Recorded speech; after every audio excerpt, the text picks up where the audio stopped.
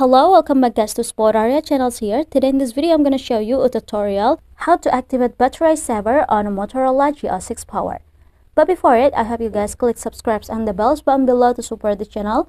And yeah, now without any further ado, let's get started to the video. Well, first thing first, here you just have to open the settings applications first.